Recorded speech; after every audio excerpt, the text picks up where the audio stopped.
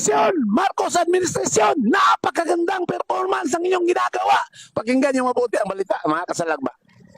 Ilulunsad na ng pamahalaan ang pagbebenta ng 20 pesos kada kilo na bigas simula sa susunod na linggo.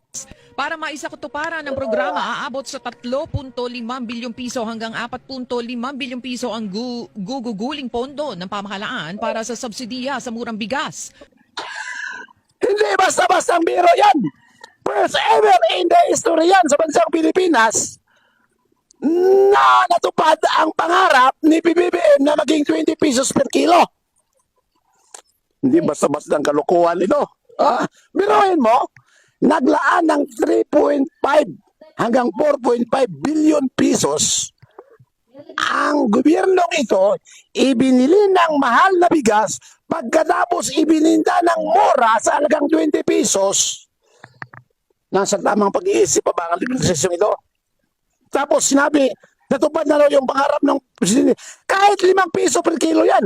Kahit ipamimigay yan. Dahil pira na taong bayan yan ang ginamit yan. Harapang pambubudol ito. Ha?